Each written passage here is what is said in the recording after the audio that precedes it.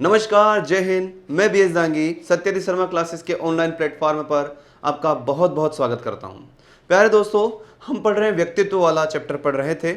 व्यक्तित्व में हमने देखा व्यक्तित्व शब्द जो है लैटिन भाषा के पर्सोना शब्द से बना था, जिसका अर्थ होता है नकली चेहरा, नकाब या मुखौटा। हमने व्यक्तित्व की विशेषताएं देखी, व्यक्तित्व के अंतर्गत किस किस का प्रभाव पड़ता है हमने देखा। आज हम व्यक्तित्व के दूसरे चैप्टर को पढ़ने वाले हैं। दूसरे चैप्टर में हम देखेंगे यहां पर व्यक्तित्व के प्रकार, अर्थात पर्सनालिटी, व्यक्तित्व जो है वो कितने प्रकार का होता है। आपने किसी को भी जब पहली बार देखा, आप देखते ही उसको बस देखते ही रह गए। ऐसा क्यों हुआ कि आप उसको देखते ही रह गए?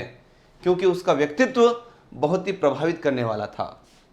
मान लो कई बार ऐसा हो कि कोई आईएएस आईपीएस अफसर आपके सामने आए और आप वो चले जाने के बाद कहें कि ये तो कहीं से कहीं तक आईपीएस अफसर जैसा नहीं लग रहा था। आपने ऐसा क्यों कहा? उसके व्यक्तित्व को देखकर। आपने देखा होगा कि पुलिस के जवान, सेना के जवान जो होते हैं, उनका व्यक्तित्व कैसा होता है? बिल्कुल एक तरह सुडौल कद काठी होती है। ऐसा नहीं कि वो झुककर चलते हैं।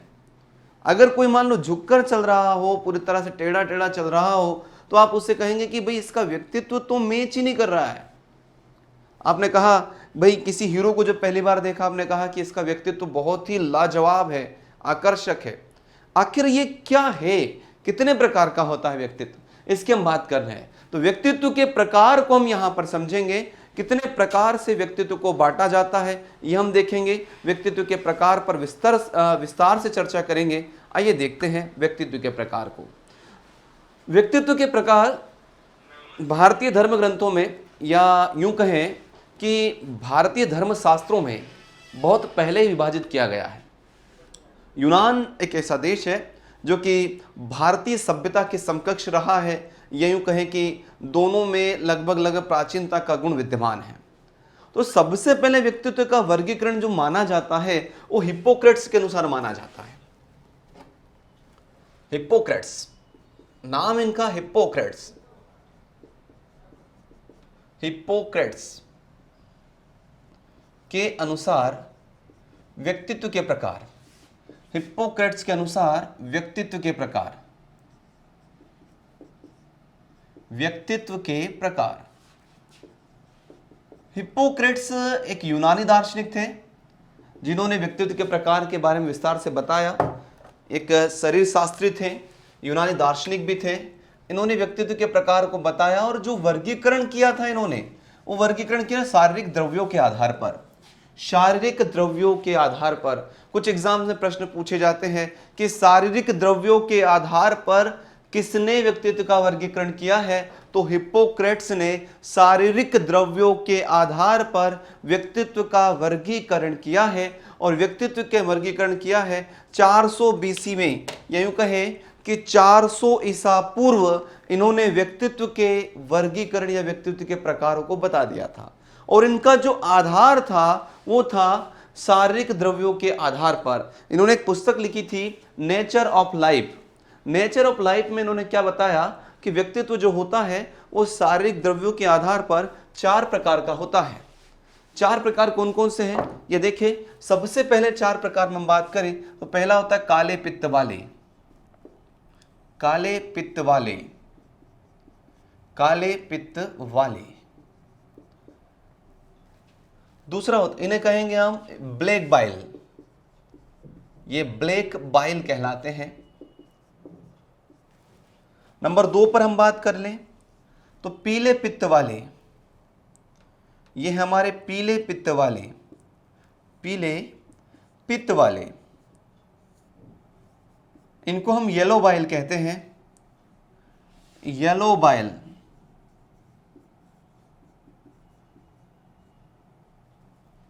उसके बाद नंबर 3 पर बात करते हैं फ्लेग्मेटिक। कफ या श्लेष्मा प्रवृत्ति वाले होते हैं, कफ प्रवृत्ति वाले।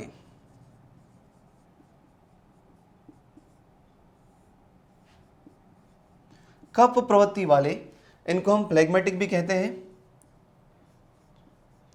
फ्लेग्मेटिक। और नंबर 4 पर हम बात कर लें तो नंबर 4 पर हमारे हैं रुधिर प्रवृत्ति वाले या अधिक रुधिर वाले,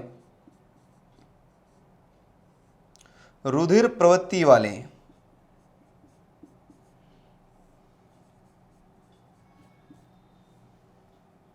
इनको बोलेंगे हम ब्लड बाइल, इनको बोला जाता है ब्लड बाइल। तो व्यक्तित्व का यह वर्गीकरण किया गया था हिप्पोक्रेट्स ने, और यह वर्गीकरण किया है 400 BC। नेचर ऑफ लाइफ नाम की एक पुस्तक थी, उनमें इन्होंने वर्गीकरण किया, 4 प्रकार माने, 4 प्रकार या 4 आधार पर व्यक्तित्व का वर्गीकरण किया। सबसे पहले काले पित्त वाले, ब्लैक बाइल, फिर उसके बाद पीले पित्त वाले येलो बाइल, फिर कफ प्रवृत्ति वाले या श्लेष्मा प्रवृत्ति वाले फ्लैग्मेटिक कहलाए। ये जो वर्गीकरण था, ये वर्गीकरण इन्होंने किया था शारीरिक द्रव्यों के आधार पर, शारीरिक द्रव्यों के आधार पर 400 BC में इन्होंने किया था। सबसे बड़ी बात क्या, कफ प्रवृत्ति वालों में ये कैसे होते हैं? कफ प्रवृत्ति वाले जो व्यक्ति होते हैं ये सामान्यतः निराशावादी होते हैं।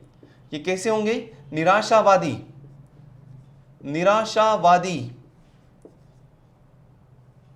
मंदित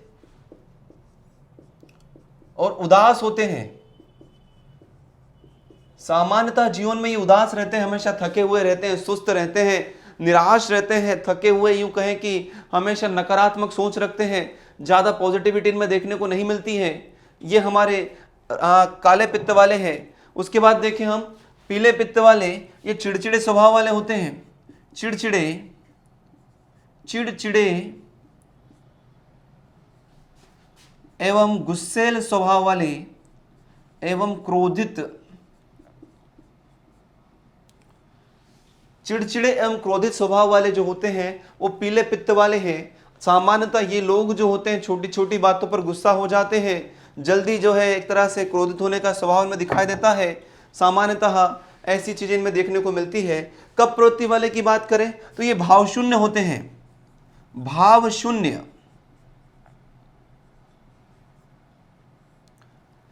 अर्थात इनमें कोई प्रकार की एक तरह से फीलिंग्स ही नहीं होती है, किसी प्रकार की भावना इनमें होती नहीं है। इनके सामने आप अच्छे से अच्छे जोक सुना दो तो भी हंसते नहीं है। सामान्यतः किसी प्रकार की बात अगर अच्छी तरह भी समझाया जाए तो भी इनको समझ से बाहर चली जाती है। विरक्त होते हैं, किसी प्रकार या किसी भी चीजों में इनको इंटरेस्ट नहीं होता है, विरक्त होते हैं, किसी प्रकार का इनको मोह माया जैसा कोई गुण में देखने को मिलता नहीं है, निष्क्रिय होते हैं।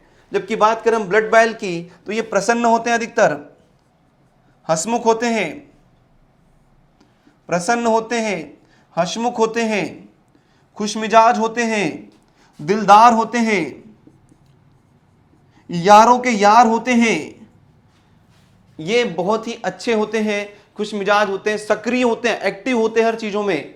ये बताया था हिप्पोक्रेट्स ने। हिप्पोक्रेट्स का वर्गीकरण किस आधार पर था? शारीरिक द्रव्यों के आधार पर था। इसका एक बार स्क्रीनशॉट ले लेंगे, फिर आगे हम बढ़ेंगे।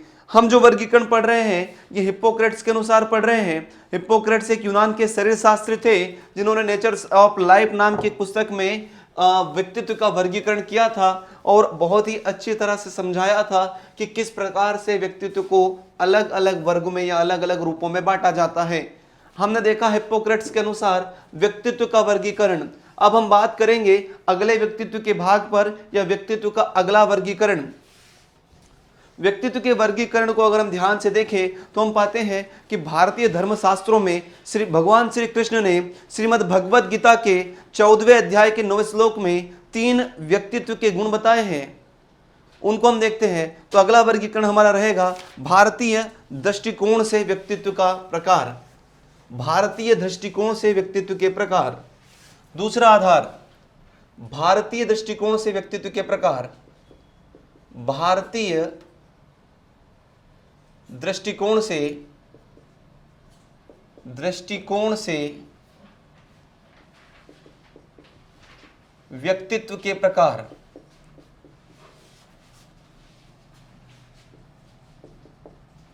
व्यक्तित्व के प्रकार। भारतीय दृष्टिकोण से व्यक्तित्व के प्रकार। भारतीय दृष्टिकोण मतलब आखिर भारतीय धर्मशास्त्रों में व्यक्तित्व के किस भाग के बारे में बताया है, व्यक्तित्व को किस तरह से माना गया है, ये हमें देखना है। सिंपल से में समझिए भारतीय दृष्टिकोण क्या कहता है। भारतीय दृष्टिकोण में 3 व्यक्तित्व के प्रकार हैं। पहला है सात्विक, दूसरा राजसिक और तीसरा है तामसिक। राजश्री नहीं है, राजसिक है। आप सोचेगा आया रे आया विमल राजश्री का नाम आया, ऐसा नहीं है, राजसिक है। तामसिक, राजसिक और सात्विक, ये 3 प्रवृत्तियां हैं। भारतीय दृष्टिकोण से व्यक्तित्व के 3 प्रकार माने गए हैं। पहला हमारा देखें सात्विक प्रवृत्ति वाले, पहला हमारा सात्विक है, सात्विक। नंबर 2 पर हमारे तामसिक या राजसिक लिख ले, राजसिक। नंबर 3 पर हमारे तामसिक, नंबर 3 पर है तामसिक। तो व्यक्तित्व को 3 भागों में बांटा। इनको अंग्रेजी में किसी प्रकार का नाम की जरूरत ही नहीं है। यहां पर सात्विक, राजसिक और तामसिक, दोनों को समझें, ध्यान से देखें। सात्विक गुण कैसे होते हैं, अर्थात ऐसा व्यक्ति जो हर परिस्थिति में एक सा बना रहे, अपने सत्य को कभी ना छोड़े, हमेशा ईमानदार बना रहे, किसी प्रकार की गलती ना करे और सत्य का हमेशा साथ दे, मतलब उसका व्यक्तित्व कैसा है, वो सात्विक प्रवृत्ति का है। कुछ व्यक्ति ऐसे जो परिस्थिति के अनुसार अपने आप को ढाल लेते हैं, लेकिन और परिस्थिति के अनुसार ढाल लेते हैं और समय समय पर अपना, अगर लग रहा है कि गलत होने में भी कोई गलती नहीं है तो वो गलत भी कर देते हैं। वो परिस्थिति के अनुसार अपना व्यवहार बदल लेते हैं। वो कैसे होंगे, राजसिक। वो कैसे होंगे, राजसिक होंगे। नंबर 3 पे बात करें तामसिक की, तो तामसिक प्रवृत्ति वाला व्यक्तित्व वो होता है जो कि हमेशा बुरे काम करता है, गलत काम करेगा, नृशंस काम करेगा और हमेशा जो करना था उसके विपरीत ही कार्य करता है, मतलब वो कैसा है, तामसिक है। 2 एग्जाम्पल देखिए सामान्य रूप से। मान लो किसी बालक ने 5 बजे का अलार्म लगाया है, उसे पढ़ने के लिए वो चाहता है कि 5 बजे से आप गेट लगा दो, मैं अलार्म लगा देता हूं। 5 बजे का मान लो अलार्म लगाया है। जब अलार्म लगाया गया तो बच्चा 5 बजे से पहले ही उठ गया, मतलब वो कैसा व्यक्तित्व वाला है, सात्विक। एक बच्चा 5 बजे का अलार्म लगाया था लेकिन वो 5:15 या 5:30 बजे उठकर पढ़ाई करने रहा है, मतलब वो कैसा है, राजसिक। और एक ऐसा व्यक्ति जिसने 5 बजे का अलार्म लगाया था लेकिन उठ रहा है 8 बजे, 9 बजे, 10 बजे, मतलब वो कैसा है, तामसिक। अब अपने आप से विचार करो कि आप इनमें से कौन से व्यक्तित्व वाले हो और कमेंट करके जरूर बताओ कि आप तामसिक हो, राजसिक हो कि सात्विक हो। अपने आप में आपकी कमेंट का इंतजार कर रहा हूं। देखते हैं कि आप में से कितने सात्विक हैं, अपने आप को ईमानदारी से कितने लोग जवाब देंगे। एक और उदाहरण देखिए, कोरोना काल इस समय चल रहा है, लॉकडाउन की जैसी परिस्थितियां हैं। मान लो आपके पड़ोस में किसी व्यक्ति को हो गया कोरोना, कोरोना हो गया, कोरोना सभी डर रहे हैं इस समय, और आपको जैसे ही पता चला कि इसको कोरोना हो गया है, पड़ोस में रहने वाले जो लोगों ने कहा कि भाई इनको अस्पताल तक पहुंचा दो या किसी को फोन लगा बुला लो या फिर हमारे घर में जाके देख लो क्या हुआ है। आप तुरंत दौड़कर चले गए कि मैं हमेशा साथ हूं चाहे कुछ भी हो जाए, मतलब आप कैसे हो, सात्विक हो। आपको किसी ने बोला नहीं बोला, आप चले गए, मतलब कि जो होगा देखा जाएगा, आप कैसे हो, सात्विक हो। आपका मन नहीं था जाने का लेकिन घर वालों ने कहा कि बेटा चला जा, देख ले, जाके देख तो सही एक बार क्या हुआ है, आखिर वो हमारे पड़ोसी है, सुख दुख में साथ देते हैं। आप फिर वहां से उनके कहने पर उठकर गए, मन नहीं था फिर भी उठकर गए बाद में, मतलब आप राजसिक प्रवृत्ति के हो। और घर वाले कह रहे हैं, बाहर वाले भी कह रहे हैं, पता भी चल गया कि कोरोना हो गया है और आपको मदद करने जाना चाहिए किसी ना किसी प्रकार से, तो फिर भी नहीं जा रहे हैं, या मदद किसी प्रकार से सोच लिया है कि करना ही नहीं है, मतलब आप तामसिक प्रवृत्ति के हो। तो जल्दी से कमेंट करके बताओ आप कि आप किस प्रवृत्ति के हो। दोस्तों ये 3 प्रकार के व्यक्तित्व होते हैं। ये क्या होते हैं, ये सामान्यतः सत्यवादी होते हैं, सत्यनिष्ठ होते हैं, सत्यनिष्ठ, उदार, सत्यनिष्ठ होते हैं, उदार होते हैं, ईमानदार होते हैं, ईमानदार होते हैं, अधिकतर कर्जदार भी यही होते हैं। सत्यनिष्ठ, उदार, ईमानदार लोग होते हैं जो सात्विक प्रवृत्ति के होते हैं। ये कैसे होते राजसिक, ये महत्वाकांक्षी होते हैं, महत्वाकांक्षी, अर्थात इनकी इच्छाएं समाप्त नहीं होती। ये कहते हैं कि और बड़ा बन जाओ, मेरे पास 100 रुपए है तो मैं 1000 कर लूं, 1000 है तो 10,000 कर लूं, 10,000 है तो 1 लाख कर लूं, और 1 लाख है तो 10 लाख कर लूं। इस तरह से इनकी इच्छाएं सीमित नहीं होती। सत्ता लोलुप होते हैं, ये सत्ता प्राप्त करने के इच्छुक होते हैं, सत्ता प्राप्त के इच्छुक,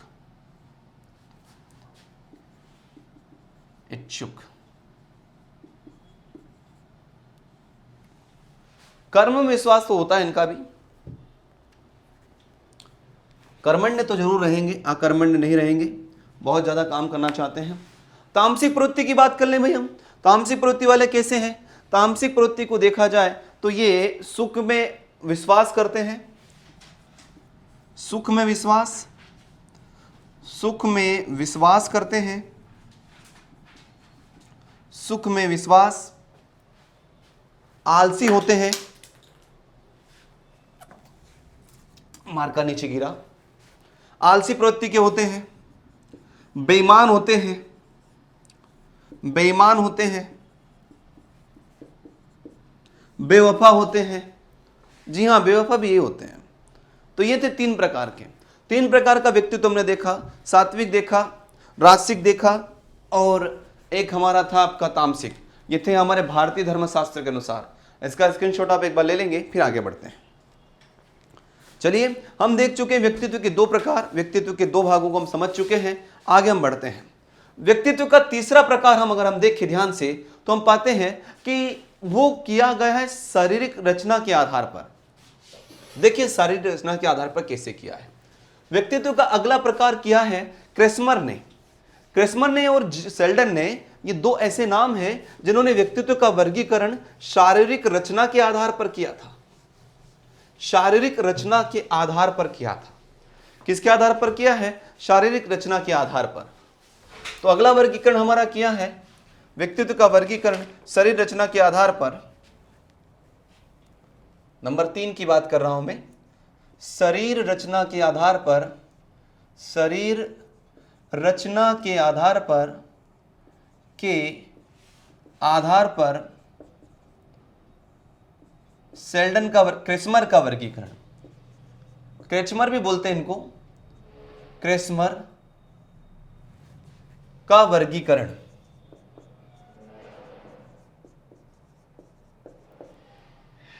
इन्होंने व्यक्तित्व को बांटा किस आधार पर? पहले तो यह देखना बहुत जरूरी है।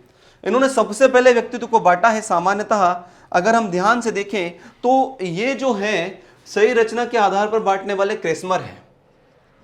इन्होंने बांटा किस आधार पर है? शारीर रचना के आधार पर। यह बहुत बार पूछा भी गया है कि किसने सही रचना के आधार पर बांटा है, तो क्रेस्मर ने बांटा है। क्रेस्मर कहां के रहने वाले थे? जर्मनी के रहने वाले थे। इनका वर्गीकरण ध्यान से देखिए। अब इन्होंने जो बांटा है वो 3 टाइप से बांटा है। एक है हमारे पिकनिक टाइप, एक एथलेटिक टाइप और एक हमारे एस्थेनिक टाइप। तो 3 टाइप हमारे इनके देखने को हमें मिलेंगे। आइए देखते हैं और समझते हैं। पिकनिक टाइप की हम बात करेंगे। सबसे पहले पिकनिक टाइप, नाम से समझ में आ रहा होगा आपको, पिकनिक टाइप। ये सामान्यतः हिंदी में भी इस तरह से लिखा होता है, इन्हें हम गोलकाय भी कहते हैं। पिकनिक टाइप, पिकनिक टाइप की बात कर रहे हैं हम। नाम से ही पिकनिक लग रहा है इनके नाम में, अर्थात ये गोलू मोलू टाइप के होते हैं, गोल मटोल होते हैं, खाने में पीने के बहुत बड़े शौकीन होते हैं। इनको खाना बनाने में और खाना खाने में बहुत मजा आता है। कद इनका रहेगा मोटा, खाने के बहुत शौकीन। ये रहते पिकनिक टाइप। इनको दूसरे के मजे लेने में और खुद का मजा लेवाने में, दोनों में मजा आते हैं। हंसमुख होते हैं, दिलदार होते हैं, ये कहें कि बहुत अच्छे होते हैं। इनको दोस्त बनाने में बहुत मजा आता है। तो ये पिकनिक टाइप है।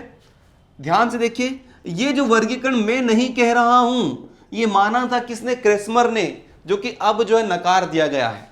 पिकनिक टाइप की बात हम करें तो क्या क्या खास बात इसकी है? ऐसे कद व्यक्ति का जो होता है खास बात देखिए, शरीर कैसा होता है? शरीर होता है छोटा, शरीर छोटा व मोटा, छोटा व मोटा। कद भारी होता है, कद भारी होता है। कद कैसा रहेगा? भारी रहेगा, शरीर छोटा रहेगा। और क्या खास बात इसकी? ये घूमने फिरने के शौकीन होते हैं, हंसी मजाक की होते हैं, हंसी और मजाकिया होते हैं, आनंद युक्त होते हैं, आनंद युक्त होते हैं, घूमने फिरने के शौकीन होते हैं, खाने पीने के शौकीन, खाने के शौकीन होते हैं,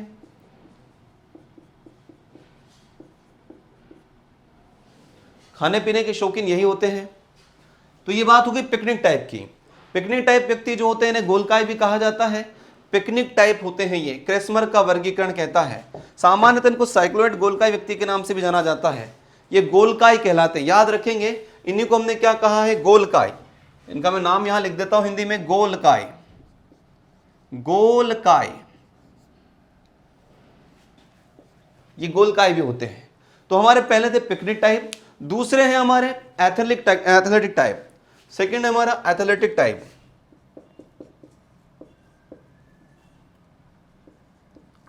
एथलेटिक टाइप होता है हमारा,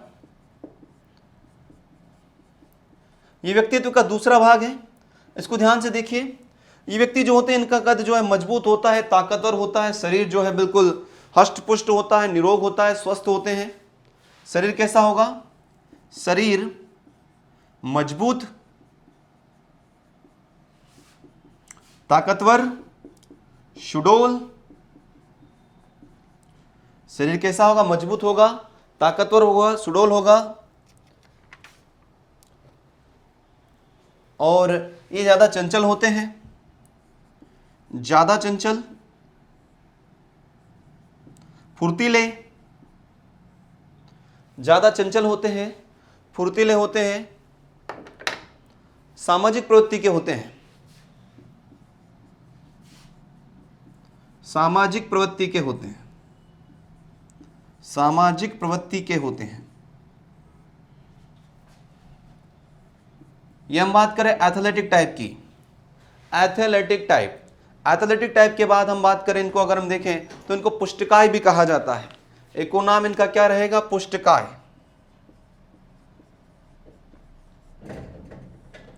इनका एक अन्य नाम है पुष्टकाय। तो ये हमारे हो गए व्यक्तित्व के दो प्रकार। पहला प्रकार हमारा पिकनिक टाइप था, दूसरा हमारा एथलेटिक टाइप है। और अब हम तीसरे की बात करते हैं, एस्थेनिक टाइप। एस्थेनिक टाइप क्या होते हैं, इनको सामान्यतः लंबकाय, कृशकाय भी कहा जाता है। देखिए तीसरा हमारा asthenic type, asthenic type number 3।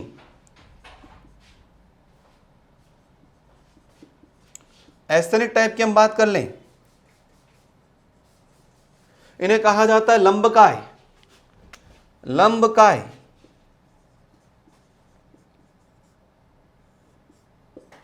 इनको किस नाम से जाना जाता है, इन्हें लंबकाय के नाम से भी जाना जाता है। ध्यान से देखिए, पिकनिक टाइप कैसे होंगे, शरीर छोटा मोटा, कद भारी, हंसी मजाक की करने वाले, आनंद युक्त होते हैं, खाने के शौकीन होते हैं।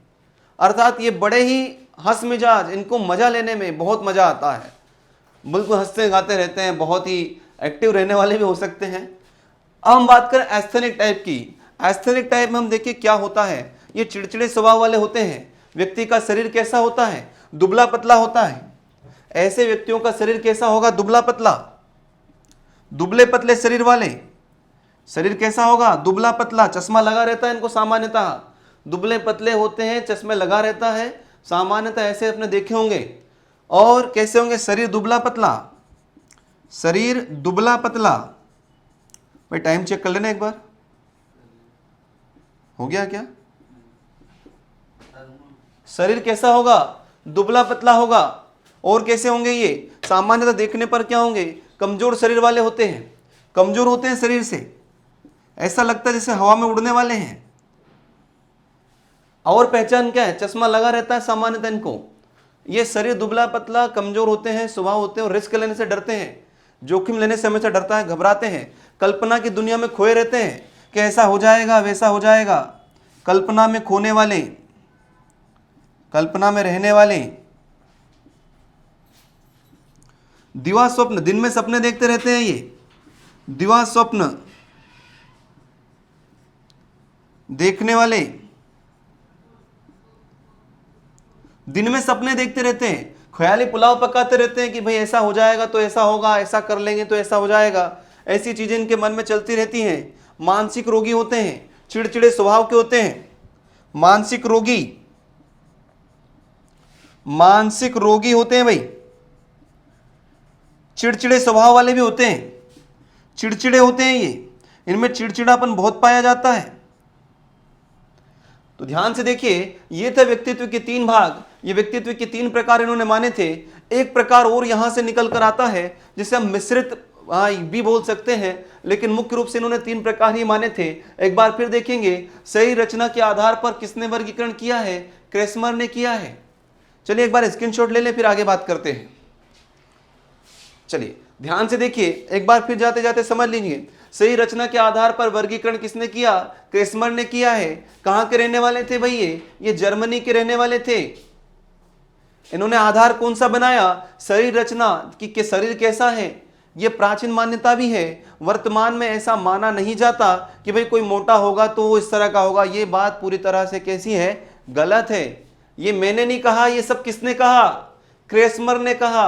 अब आप इसमें से किस टाइप के हो, जल्दी से कमेंट करके बताओ कि आप गोलकाय हो, पुष्टकाय हो कि लंबकाय हो, आप किस टाइप के हो? अपने आप को कमेंट करके आप जल्दी से बताना है, हमें भी तो पता चले कि आप किस टाइप के हो। चलिए आगे देखते हैं।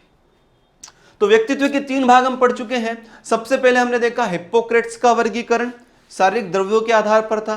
नंबर 2 पर हमने देखा सामान्यतः भारतीय दृष्टिकोण, और नंबर 3 पर हमने देखा क्रेस्मर का वर्गीकरण। शरीर रचना के आधार पर जो वर्गीकरण किया गया है, एक और वर्गीकरण देखने को मिलता है, और वो वर्गीकरण क्रेस्मर की जगह किसका है? वो सेल्डन का है। सेल्डन नाम के एक मनोवैज्ञानिक हुए जिन्होंने भी व्यक्तित्व का वर्गीकरण शरीर रचना के आधार पर कर दिया। शरीर रचना का आधार का मतलब ये, शरीर की कद काठी के आधार पर व्यक्तित्व का वर्गीकरण किया गया। तो शरीर रचना के आधार पर व्यक्तित्व का वर्गीकरण हम एक और देखते हैं, सेल्डन का वर्गीकरण। जी हाँ दोस्तों, अब हम वर्गीकरण किसका देखने वाले हैं? सेल्डन का देखने वाले हैं।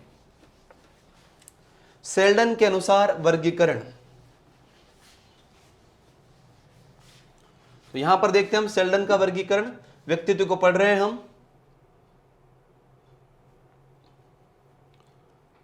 शरीर रचना के आधार बनाया है उन्होंने, कोई चेंजेस यहां पर ज्यादा नहीं होगा। नंबर 4 जो वर्गीकरण हमारा होगा वो होगा सेल्डन के अनुसार। नंबर 4 शरीर रचना के आधार पर सेल्डन का वर्गीकरण।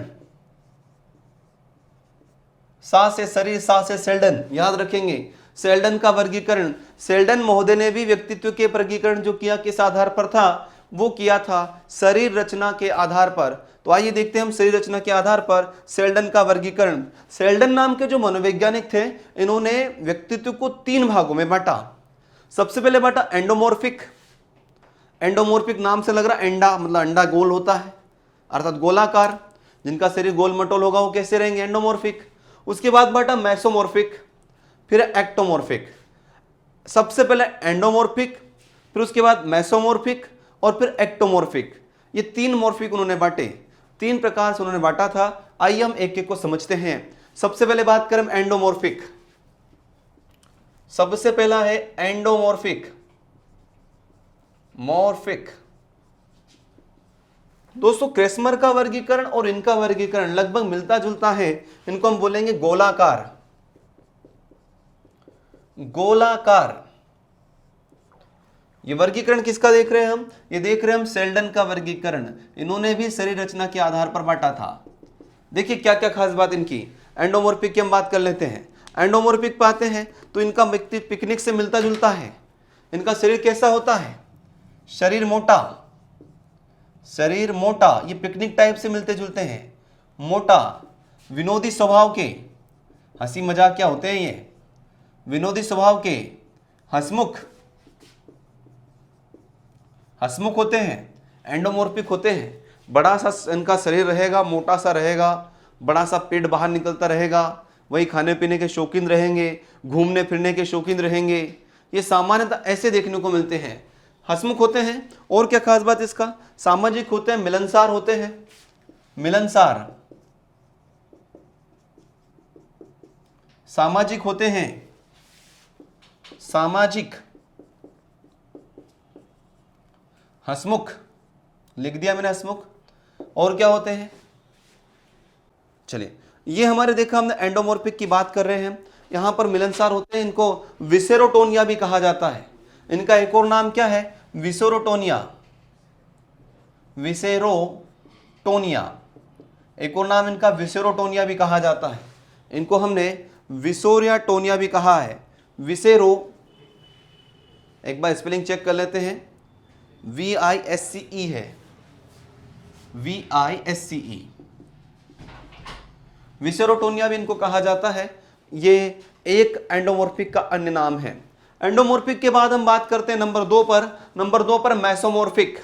नंबर 2 हमारा है मेसोमॉर्फिक। Mesomorphic,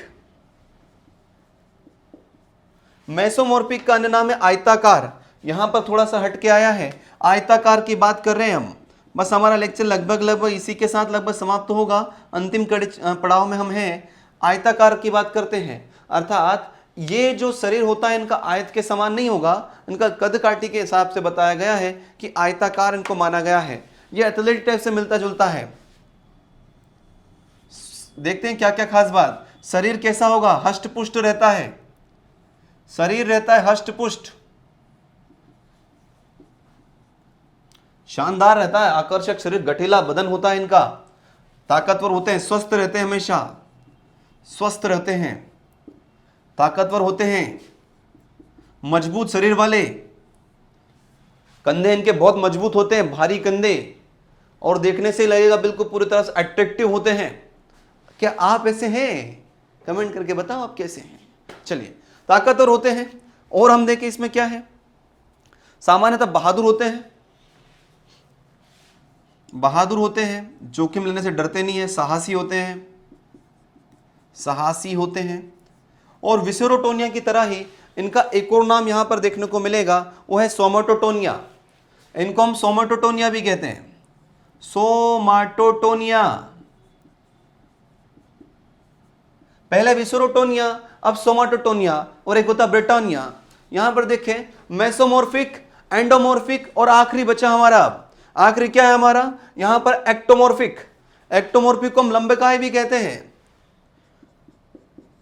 ectomorphic, ectomorphic. इसको हमने कहा लंबाकार,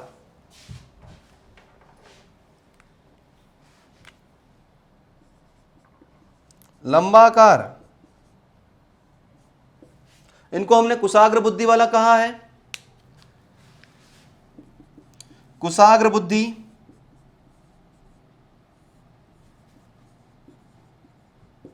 कुशाग्र बुद्धि वाले, लंबे कद वाले, लंबे कद वाले, लंबे कद वाले। और एक दो विशेषता और देखते हैं, अंतर्मुखी स्वभाव के होते हैं, अंतर्मुखी स्वभाव के होते हैं, अंतर्मुखी होते हैं। इसका एक अन्य नाम और लिख लें हम जाते जाते, इन्हें सेरेब्रोटोनिया कहते हैं, सेरेब्रोटोनिया।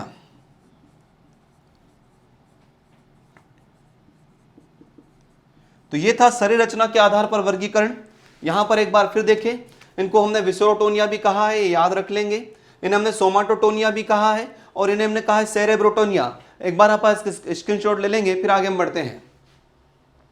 चलिए, व्यक्तित्व का वर्गीकरण हमने जो देखा, शरीर रचना के आधार पर देखा, और शरीर रचना के आधार पर व्यक्तित्व का वर्गीकरण दो लोगों ने किया है। एक किया है क्रेस्मर, जो कि जर्मनी के रहने वाले थे। इन्होंने 3 प्रकार माने थे। एक चौथा प्रकार भी देखने को कुछ किताबों में मिलता है, लेकिन वो मिश्रित है, मुख्य नहीं है। यहां पर बात करें सेल्डन की, इन्होंने भी 3 प्रकार माने हैं। इनका जो वर्गीकरण था वो बॉडी लैंग्वेज के आधार पर था, कि कद लंबा है, छोटा है, कितना बड़ा है, सब इस आधार पर कद को ध्यान में रखकर उन्होंने किया था। स्क्रीनशॉट आपने ले लिया होगा। आखिरी वर्गीकरण हम देखते हैं मनोवैज्ञानिक गुणों के आधार पर या सामाजिक गुणों के आधार पर। आखिरी वर्गीकरण हम देखने वाले हैं अब। आखिरी वर्गीकरण की बात क्यों कर रहे हैं? क्योंकि इसके अलावा भी वर्गीकरण किया गया है। वर्गीकरण करने का जो श्रेय है सामान्यतः देखिए थॉर्नडाइक ने भी किया है, लेकिन वर्गीकरण कई आधार पर किया गया है। इसीलिए सिर्फ मैं जो बोल रहा हूं, चाहे तो आप इसको नोट कर लेना, और या फिर आप लिख भी सकते हैं। थॉर्नडाइक ने क्या किया है? थॉर्नडाइक ने व्यक्तित्व का वर्गीकरण 3 आधार पर किया है। एक है प्रत्यक्ष विचारक, एक है सूक्ष्म विचारक, और एक स्थूल विचारक। थॉर्नडाइक ने व्यक्तित्व का वर्गीकरण 3 आधार पर किया है। एक है प्रत्यक्ष विचारक, दूसरा सूक्ष्म विचारक और तीसरा स्थूल विचारक। ये आपको याद रखना है, कभी एग्जाम में आए तो आप बता सकते हैं। एक और वर्गीकरण आइजेनिक का। आइजेनिक का क्या है? आइजेनिक ने वर्गीकरण किया है और वो 4 आधार पर किया है। एक है अंतर्मुखी, दूसरा बहिर्मुखी, एक स्वयं विरोधी और एक होता है आपका समाज विरोधी। ये 4 उन्होंने माने हैं। ये पूछा भी गया है सीटेट में कि आइजेनिक का वर्गीकरण कितने आधार पर किया गया है? 4 आधार पर किया है। आगे हम अगला वर्गीकरण हम देखने वाले हैं और अगला वर्गीकरण हमारा रहेगा मनोवैज्ञानिक गुणों के आधार पर। मनोवैज्ञानिक गुणों के आधार पर, मनोवैज्ञानिक गुणों के आधार पर, मनोवैज्ञानिक गुणों के आधार पर व्यक्तित्व का वर्गीकरण, गुणों के आधार पर। अब व्यक्तित्व का वर्गीकरण किस आधार पर बात कर रहे हैं? Psychological, basis on psychological. अब देखिए मनोवैज्ञानिक आधार पर हम 2 प्रकार मानते हैं और यह वर्गीकरण किया गया है कार्ल जुंग के अनुसार। कार्ल जुंग एक बड़ा नाम है। कार्ल जुंग ने व्यक्तित्व के वर्गीकरण 2 आधार पर किया था। नाम क्या है? Karl Jung. कार्ल जुंग, ये युंग भी लिखा रहता है, जुंग भी लिखा रहता है। कार्ल युंग या जुंग के अनुसार।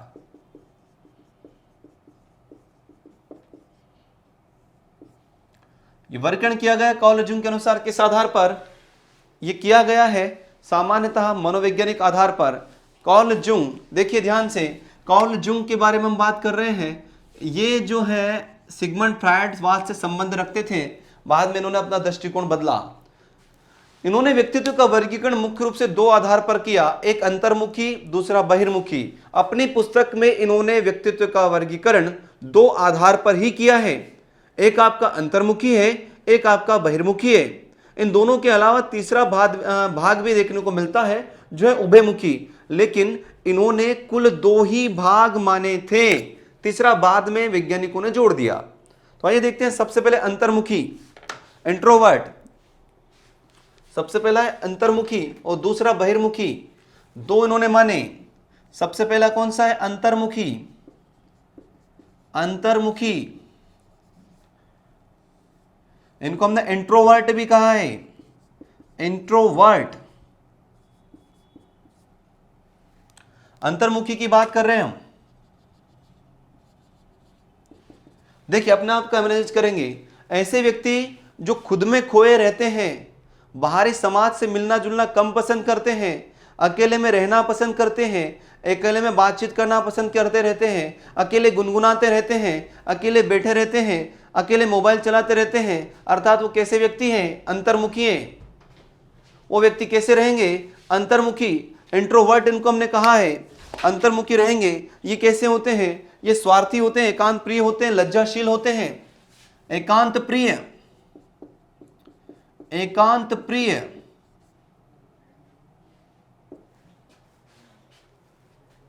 लज्जाशील,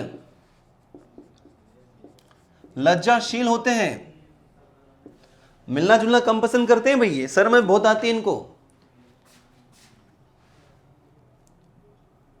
स्वार्थी भी है तो है, ये स्वार्थ पर में खोए रहते हैं, स्वार्थी। और क्या होते हैं? कम मिलना जुलना पसंद करते, मतलब एकांत प्रिय हो गए हैं। और देख लेते हैं। रूढ़िवादी होते हैं, रूढ़िवादी होते हैं, रूढ़िवादी। आत्म केंद्रित होते हैं भाई, दूसरे से मतलब रखना पसंद नहीं करते हैं। ये आत्म केंद्रित होते हैं।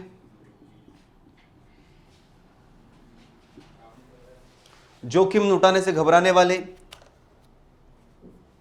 सैद्धांतिक होते हैं, ये सिद्धांत में विश्वास करते हैं, व्यवहारिक नहीं होते, सैद्धांतिक होते हैं। जल्दी घबराने वाले होते हैं, रिस्क उठाने से डरते हैं। ये कैसे होते हैं? आत्म केंद्रित होते हैं, एकांत प्रिय होते हैं, रूढ़िवादी होते हैं, परंपरा में विश्वास करते हैं, सिद्धांत के बल पर काम करते हैं। ये कहलाते हैं हमारे अंतर्मुखी। अंतर्मुखी के बाद हम बात करें तो सामान्यतः जो देखा होगा आपने, रचनाकार हो गए, लेखक हो गए, कवि हो गए, ये कैसे होते हैं? ये अंतर्मुखी होते हैं, स्वार्थी होते हैं, आत्मकेंद्रित होते हैं, घबराने वाले होते हैं। ये सभी के लिए लागू वैसे नहीं होता सब पर ये। और देखें अगला हमारा देखते हैं हम बहिर्मुखी व्यक्तित्व। बहिर्मुखी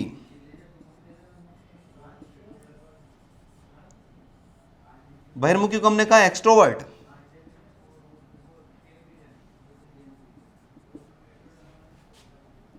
एक्सट्रोवर्ट की बात करें तो कैसे होंगे ये सामाजिक होते हैं, मिलनसार होते हैं, सबसे मिलना जुलना पसंद करते हैं, ये सामाजिक होते हैं, मिलनसार होते हैं, सबसे मिलना जुलना इनको अच्छा लगता है, सबसे बात करना पसंद करते हैं, ये व्यवहारिक होते हैं। ये स्वार्थीपन थोड़ा सही नहीं लग रहा है यहां पर, इसको हटा दें। व्यावहारिक होते हैं,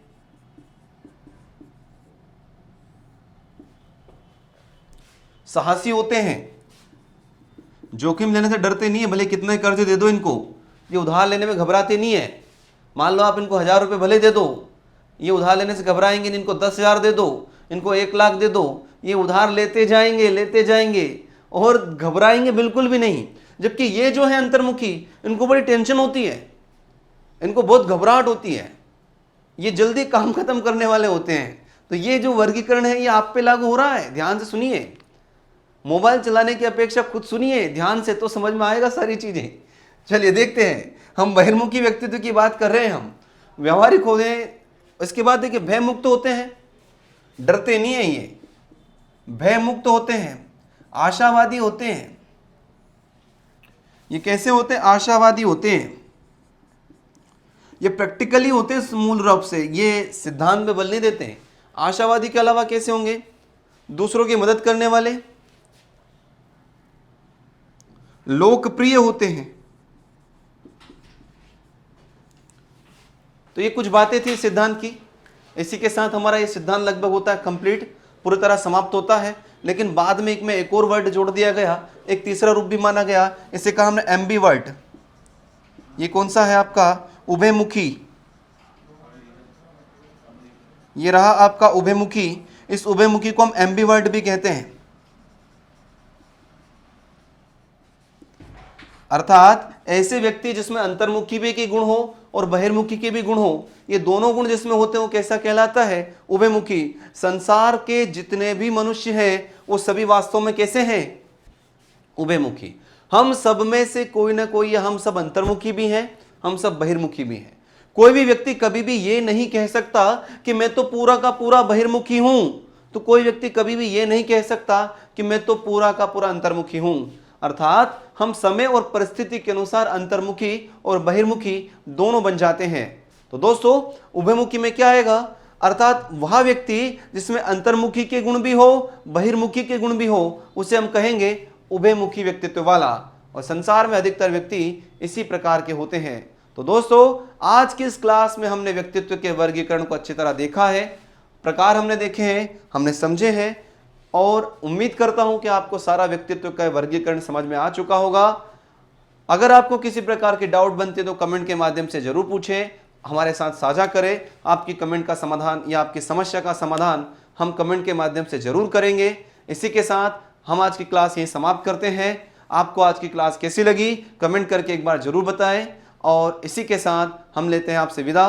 दिल से जय हिंद, जय भारत, धन्यवाद।